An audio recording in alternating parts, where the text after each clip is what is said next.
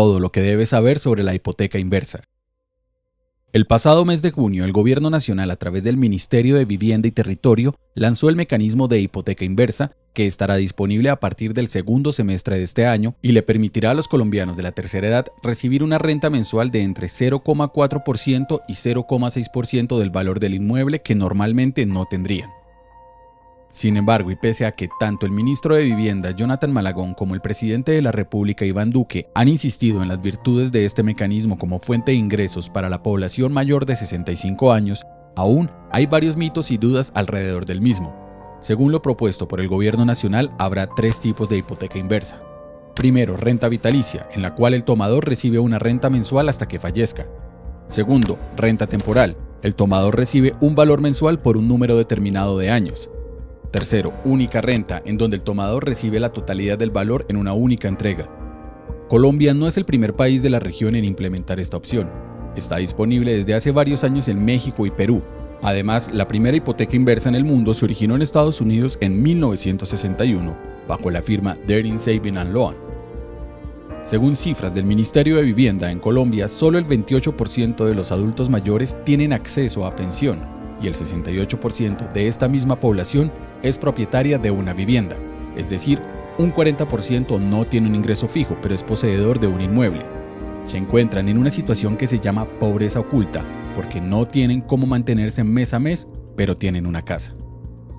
Así las cosas, los colombianos se han preguntado sobre si este producto aplica para todos los estratos, qué deben hacer para aplicar, qué pasa con la vivienda después del tiempo de hipoteca y quién pagará el impuesto predial. Acá respondemos algunas de las preguntas más comunes. ¿Este producto o programa aplica para todos los estratos? Sí, aplica para todos los colombianos mayores de 65 años sin distinción de estrato o ingresos. En cualquier caso, puede aplicar quien sea dueño de la casa o apartamento sin importar su destinación o su condición en propiedad horizontal. ¿Qué debe hacer una persona interesada en este tipo de hipoteca? Se debe acercar a una entidad que tenga habilitado el producto.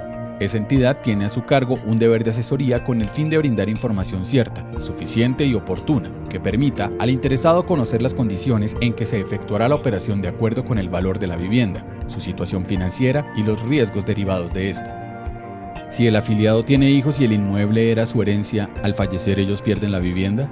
No, los herederos del fallecido pueden escoger si quieren pagar la deuda acumulada con sus recursos o vender el apartamento para saldar la deuda y conservar el excedente.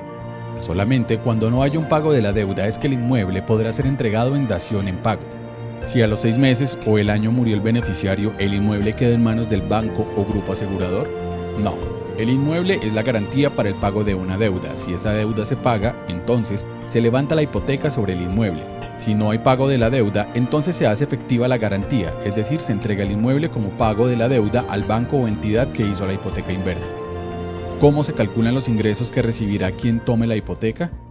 La renta recibida se define por varios factores.